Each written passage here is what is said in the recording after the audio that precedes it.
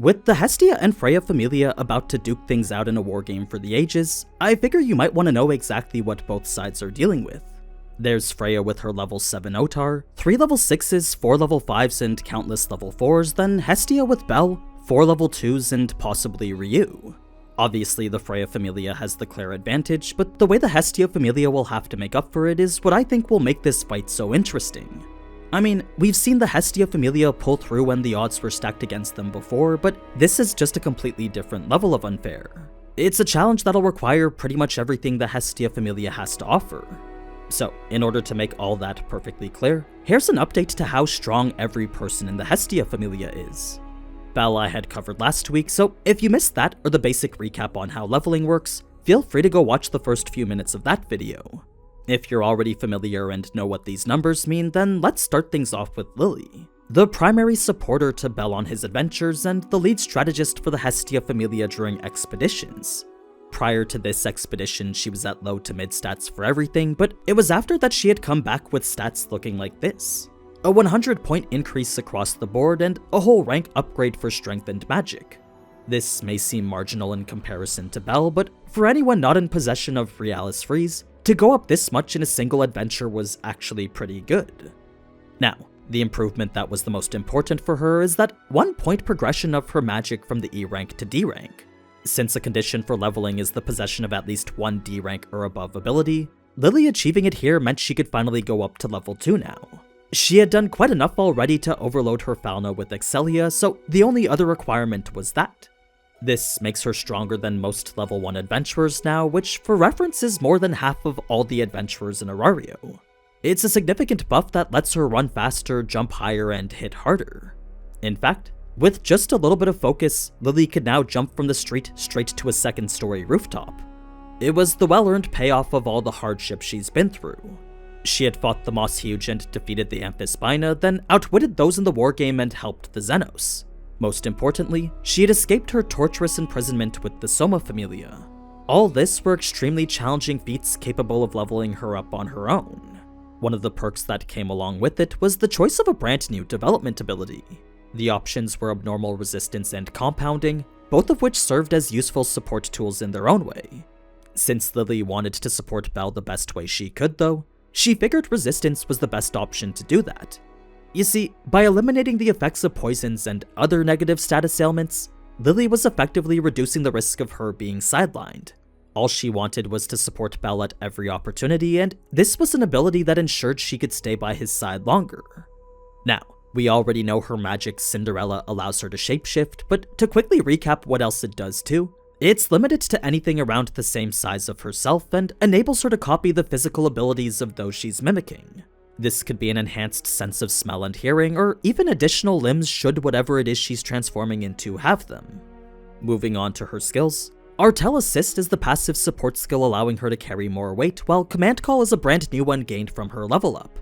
To put this new one as simply as possible, it's a powerful communication buff that enables her words to travel farther.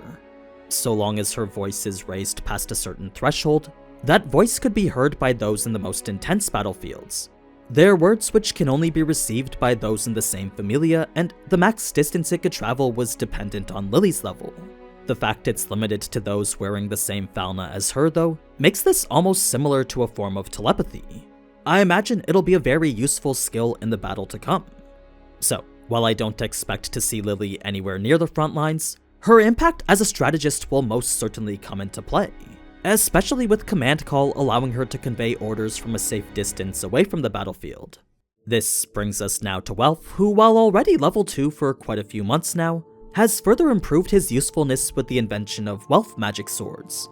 Yes, his stats did go up a total of 200 after the expedition, but those stats aren't necessarily what his party members rely on him for. No, Welf's true value comes from his creations. Before, he was only ever able to craft magic swords fated to crumble, but after his newest creation here in the dungeon, what Welf produced was a sword far greater than what any of his ancestors could create. It was a magic sword which drew power directly from its user, rather than draw from the finite source within itself. So, not only did this prevent the sword from shattering over time, but it also made it so its strength would be directly proportional to the person using it.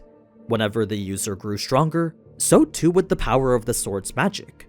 It's a unique characteristic that makes his magic swords fundamentally different from every other magic sword.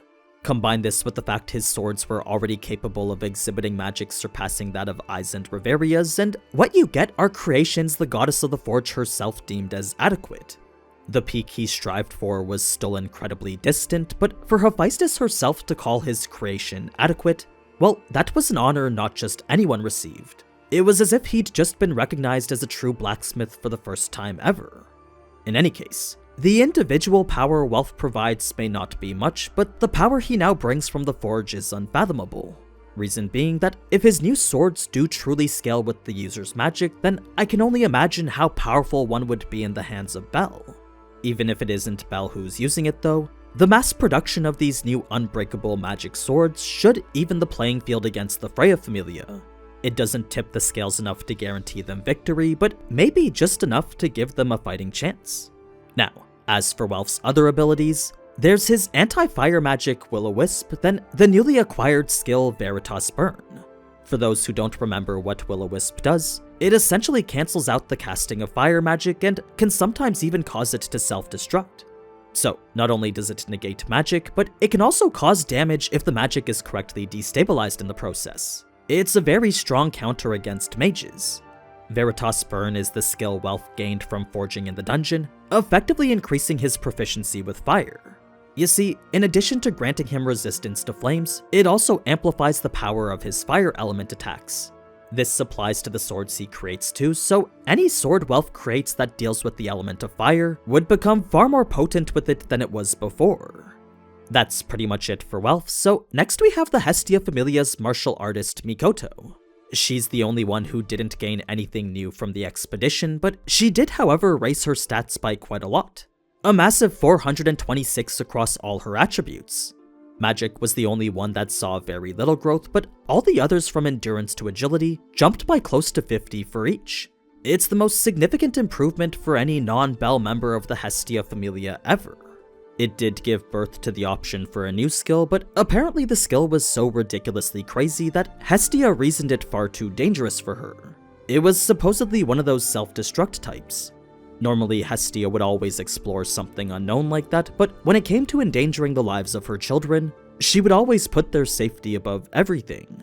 So, while Mikoto could have developed a powerful new skill, Hestia made the executive decision not to.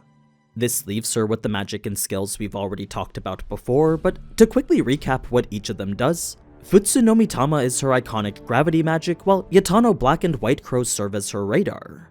We already know her magic increases the strength of gravity within a certain area, but what you may not remember is that her radar skills detect both allies and enemies. The Black Crow version detects any monsters Mikoto has previously encountered, while the White Crow version does the same for allies. It is, however, limited to those in the same familia, but it's still very useful in surveying the area. So, regardless of whether her target is concealed or not, if they're in her range, then Mikoto can find them. Now, part of what makes Mikoto's magic so useful is the fact that she can cast it using concurrent chanting. By being able to do her chant while moving and sometimes even fighting, that makes its potential uses go up significantly.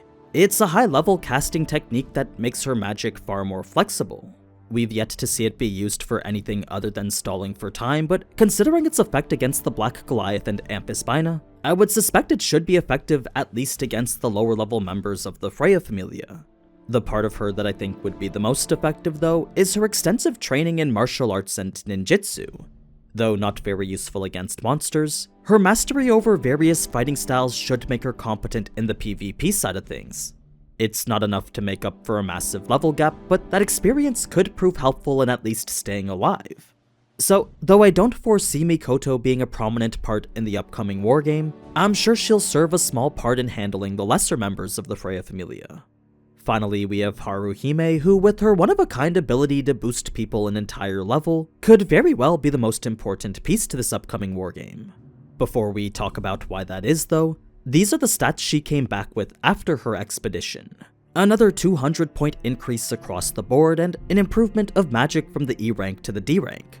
This makes her ready to level up since with the expedition providing more than enough Excelia to overload her fauna, the only other requirement was that. It was a noteworthy accomplishment that spoke volumes to what she achieved down there.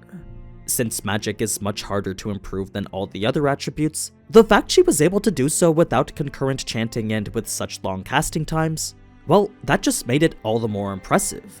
It had led to the development of the brand new skill Mikazume no Ho. This is the ideal skill for pretty much every sorcerer, since not only does it increase the effectiveness of all her magic, it also improves the efficiency of the mana cost behind it. It made it so her mind could last longer when casting more. So, for a mage whose sole value lay in the number of spells that she could cast, anything allowing her to cast more would prove invaluable.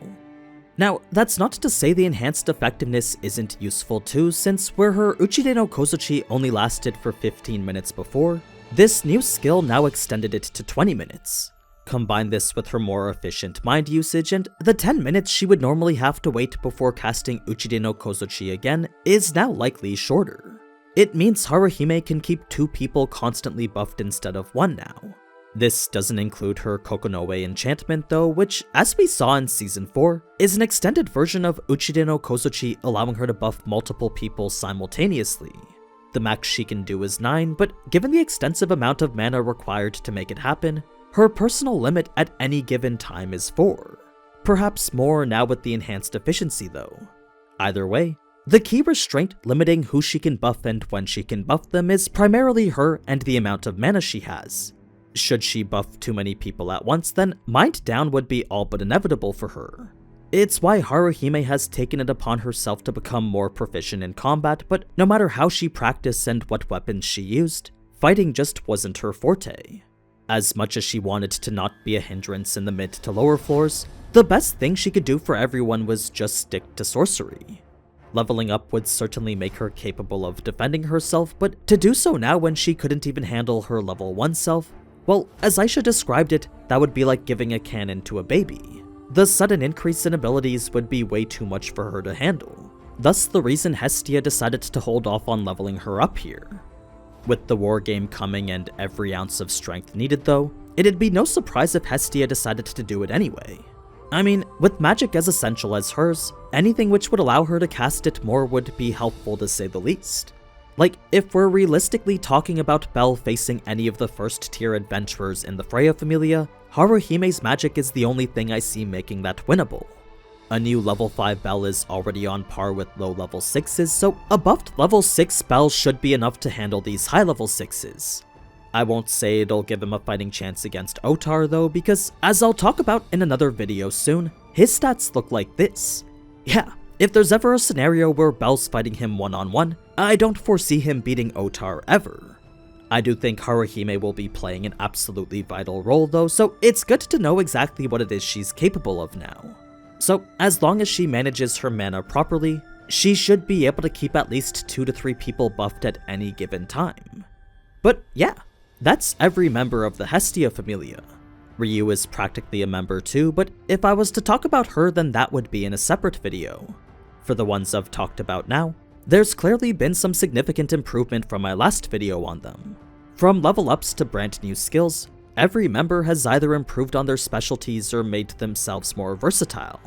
They might not be a top familia like Loki or Freya, but with 2 adventurers with the rarest skills in Arario, and a blacksmith capable of forging one-of-a-kind army-destroying weapons, the Hestia Familia certainly has the groundwork to become one. I think this is what makes the timing of the war game so great, since the Hestia Familia isn't at a point yet where they know for a fact that they can beat the Freya Familia. It's one of those seemingly insurmountable challenges where you're truly wondering, how are they gonna do this? That's why these next few episodes are gonna be so amazing, and I'll be making lots of videos to go along with them. So if you liked what you saw and want to see more, then be sure to leave a like and subscribe for more DanMachi. Until next time though, ciao!